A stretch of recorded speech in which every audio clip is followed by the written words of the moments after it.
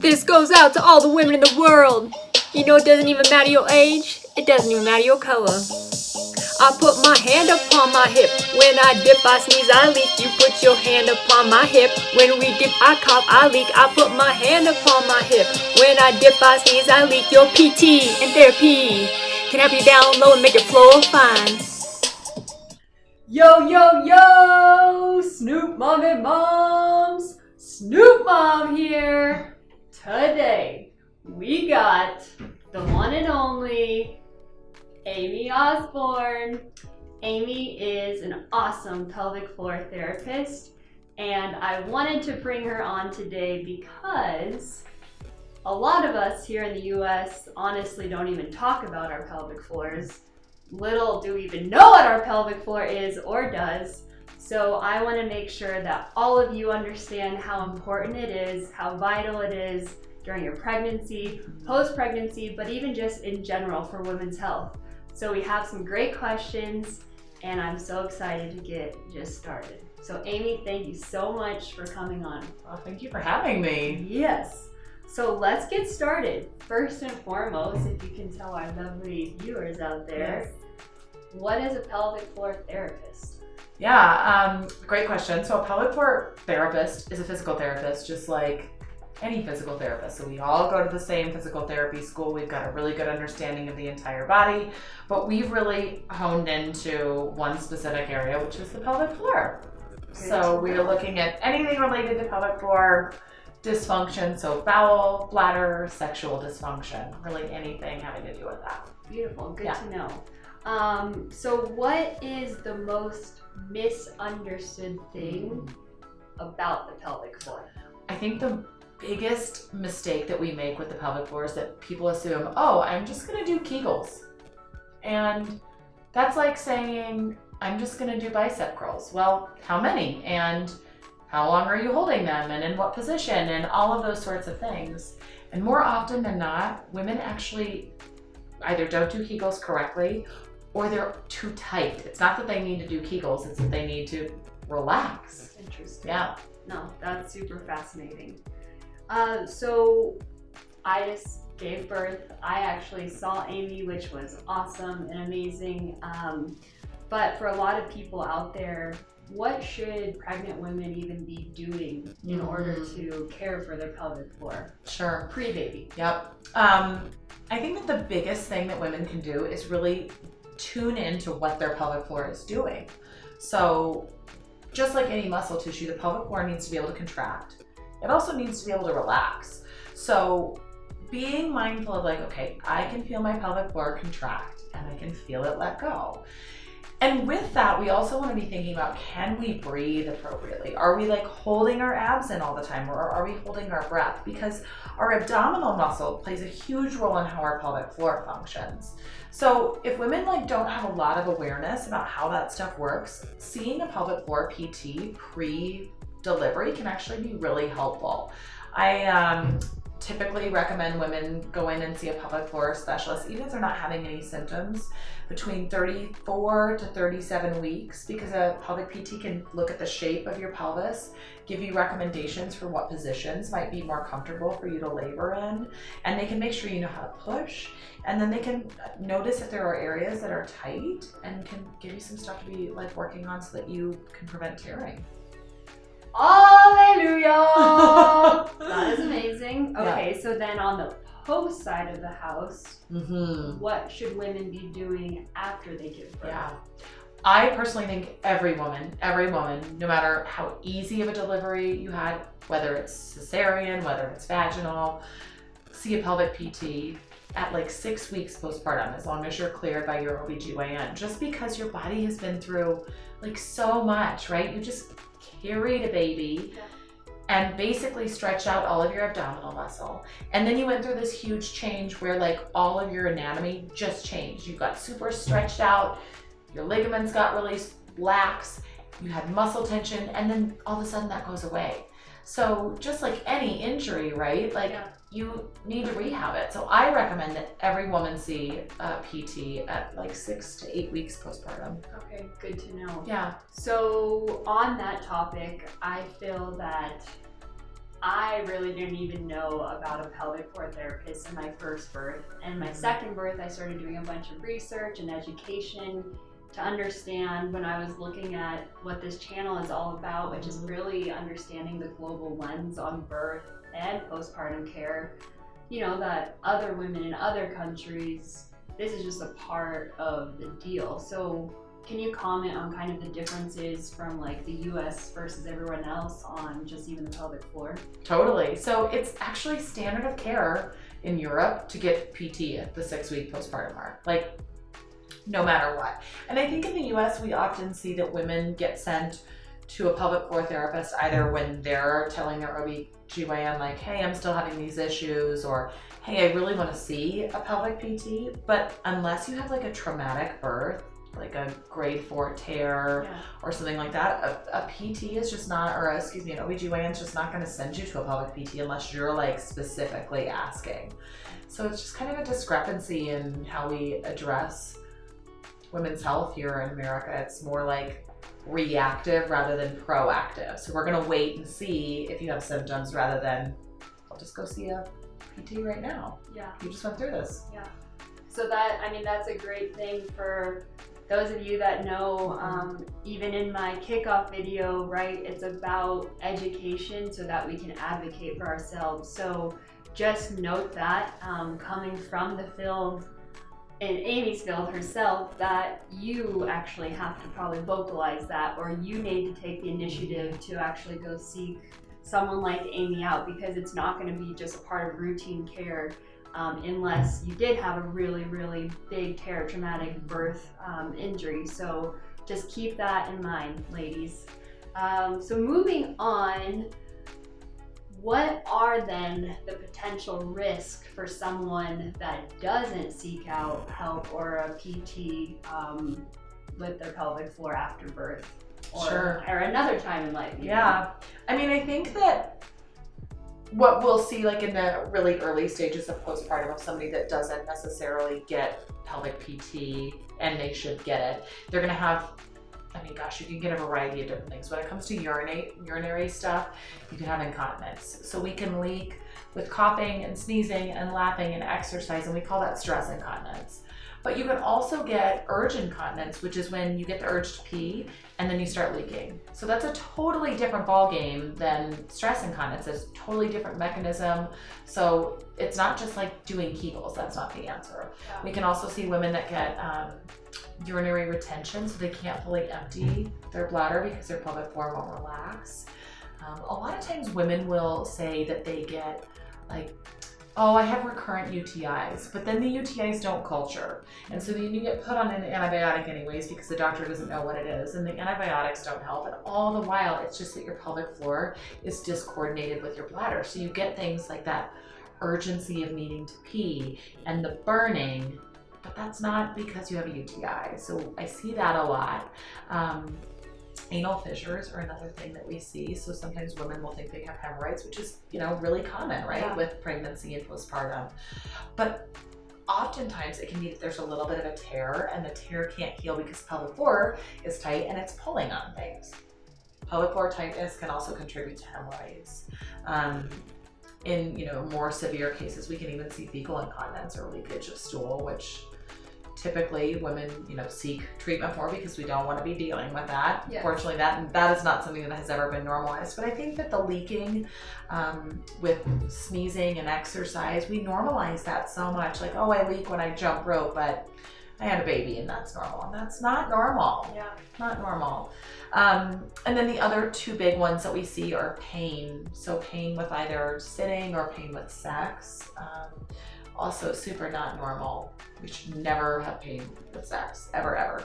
Yep. Even in that early postpartum period, that's not normal. And then pelvic organ prolapse, I think, is the biggest thing that we would see. Certainly is a risk even down the line. You may not have pelvic organ prolapse immediately postpartum, but if we don't address the pelvic floor and it becomes dysfunctional and it stays dysfunctional, well then, when you go through menopause and you have this huge change in hormones, a big drop in your estrogen levels, our body stops producing one type of estrogen called estradiol. when we go through menopause, we switch to a different type of estrogen production. Well, when that happens, the muscle tissue can kind of atrophy and get really weak. And in that instance, then the organs can start to descend and drop into the vaginal canal. Now, some women know they have a prolapse pretty early on, and that tends to feel like pressure in the vaginal canal, or sometimes it just feels like heaviness. You can have leakage with that sort of thing. And any of our organs can prolapse down in there. When I say any, I mean the bowel, bladder, and uterus, or even the cervix can all drop down into the vaginal canal. So I think that's, in terms of like what we would see and what can develop with pelvic floor dysfunction, those are kind of the biggies. That's huge. That's a lot of stuff. No, that's huge. And just, another reason why we need to pay so much attention to even our childbearing years, because truly how we treat ourselves today in this moment can affect us 20, 30 years down the line. So go find a PT like Amy. So Amy, then moving on, something else that I think a lot of people talk about, there's plenty of great YouTube videos out there on, but I'd love to just hear from your perspective. Beyond the pelvic floor, the other big, target words I would say is then the diastasis recti or diastasis recti, however you want to say it. But can you comment on that from like your perspective as a PT therapist? Yeah. Well, the abdominals are really, really super connected to the pelvic floor. So I've actually got a pelvis, so you can see things that look like, looks like a vagina. So this is our pelvis, right? So we've got this bony ring that actually has a little bit of mobility. So the pubic bone is a joint, and then the SI joints in the back are joints. This white represents ligaments. So we've got ligaments that are literally holding our pelvis together. And so the only other things that hold the pelvis together are the pelvic floor from the bottom and then the deep abdominal muscle from the top. So if you imagine, it's almost like a belt that holds this in place. Well, when you get pregnant, what happens? Those abs get super stretched out, right? Yeah. And so when the abdominals aren't as tight as they should be, the pelvic floor has to do more of the work to stabilize, to hold our organs up. If you think about that cavity, is like a closed system, and there's so much pressure there that we need to be able to pull the pressure up rather than letting pressure go downward, because that's how we leak and that's how we develop prolapse and that sort of thing. So if you imagine that sort of canister, if there's a leak and a diastasis, we're going to have so many different things that go on with the pelvic floor as a compensation. So in answer to your question, what a diastasis is, or a diastasis, it's literally a separating of the ligament that holds our abdominals together. So we've got a couple different layers to our abdominal muscle. We've got the transverse abdominis that comes around and it acts like a corset. And I always like the analogy of it's like a drawstring. So if you imagine like you had a drawstring around your abdomen and you just gently pulled it in to narrow your waist, that's what the transverse abdominis does. Then we've got our obliques that kind of come in from the side and they help us twist and side bend. And then we've got our six-pack abs, which are the rectus abdominis. They go from our sternum all the way down to our pubic bone. They're our crunch muscle or posterior tilt muscle. So they bring our rib cage and our pelvis together. And that's really all they do. All of the muscle tissue is bound together by a ligament called the linea alba. And all of our ligaments get really lax during pregnancy. Some women more so than others. So some women that are like really, flexible at baseline, like if you could do the splits when you were 5 years old and you can still do the splits, you probably have some ligament laxity, just meaning your ligaments have more give to them. So you might be more inclined or more predisposed to separate through that linea because you've got that extra mobility there. And so what we really want to be thinking about with pelvic PTs is how are the abdominals and the pelvic floor working together, because they are so intertwined. And if you come in and you want to see a pelvic PT just for diastasis rehab, that doesn't mean that they're going to necessarily have to do pelvic work, but like a pelvic floor physical therapist should always be addressing your abdominals, or at least looking at them, because that abdominal separation, we know the literature has shown, is correlated with stress incontinence. It's correlated with pelvic organ prolapse later in life. So you could do all of the pelvic floor stuff in the world, and if you don't heal your diastasis, you might end up having issues down the line. Beautiful. Well, that's really good to know. So I think a lot of us, it's nice to kind of be like a fly on the wall with experts, so to say. So I would love to know, like, what question do you get the most when you have clients coming in? You know, which is like the question that's on repeat? I think the question that's on repeat is, when am I going to feel back to normal? And it varies for every woman, but I think the one thing that I wish every woman knew about her body, two things. One is that leaking and pain are not normal. They're never normal. It would be like, if I always correlate the pelvic floor muscle to your bicep, like they're both skeletal muscle. If your bicep couldn't work to like lift something up, or it hurt all the time, that's not normal. You would get treatment for that. If the pelvic floor is leaking or you're having pain, it's failing. It's not doing its job. And then the other thing that I want every woman to know is that while they're breastfeeding, their hormones are playing an effect still in their body. So I mentioned that hormone relaxin that makes all of your ligaments super loose. That's still going to be present. Well, let me take a step back and say that relaxin spikes at week 12 in your pregnancy. So subsequent pregnancies are probably going to be a little bit more challenging. If you're somebody that had a diastasis with your first and you have that ligament laxity, you're going to have a diastasis with your second. And that's normal. Yeah. So anyhow, relaxin spikes, stays level till about week 17, and then it actually starts to decline. The second you deliver, you're not making relaxin anymore. So I think a lot of doctors will tell their patients, yeah, I mean, you're not making relaxin anymore. Yeah, you're not making it anymore, but you still might have some tissue laxity. And furthermore, when you're breastfeeding, that prolactin keeps your estrogen levels low, and so that can affect the way your muscle tissue works. So it's never a reason for women to stop breastfeeding, but like if they're still having issues and they're feeling super frustrated, know that that might be kind of the thing that needs to happen for them to turn the corner hormonally.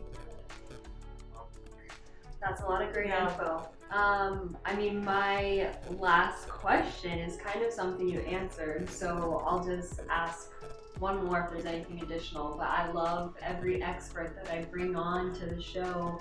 I just want them to be able to share. If you could have one word of advice, what would it be in your line of work specifically? Yeah. Advocate for yourself and know that the resources are out there. There are pelvic PTs. I know a pelvic PT in almost every single state. And get care, because I've mentioned this earlier, treatment should really always be proactive instead of reactive with anything, right? But like with the body in particular, if we can address anything that's going on and get you going in the right direction, then you're not going to have issues later on. So oftentimes I'll see women once postpartum, even if they're not having any issues, just once, so that they've got a better idea of what's normal, what's not, what should return to exercise look like for them, all of those sorts of things, because OBGYNs are awesome, but they are not equipped at dealing with your physical body. They want to keep you alive and healthy and your baby alive and healthy. And then once that happens, their work is done. Yeah. So That's advocate for yourself, and it takes a team. No, it's great advice. Well, awesome. Amy, so for all of those people out there that may or may not be located in Denver or Colorado or even the US, what's the best way to get in touch with you if people are interested in finding more about yourself or your work or your services? Sure, yeah. My website is dramyosborne.com, so that's DRAMYOSBORNE.com. That's my handle on Instagram, dramyosborne@gmail.com as well. So I'm always happy to answer questions or to even like put people in touch with resources to find a pelvic PT near them. That's amazing. So yeah, I will definitely be linking the Instagram and the website below, as well as Dr. Amy's email. And yeah, I would just encourage all of you, if there are questions, please actually write them in the comment section below, because I'll be monitoring, and Amy has been so gracious to be able to answer some of these questions. So if there are burning questions, pun intended, then please make sure you write them below, and just continue to subscribe to this channel. Our goal again is just to continue to help just shed a greater lens on women and families and birth and beyond. and we just want all the good info out there. So, Amy, thank you so much. We really appreciate it. Thanks for having me. Thanks for spreading the good word. Yes. All right. Till the next one. Peace.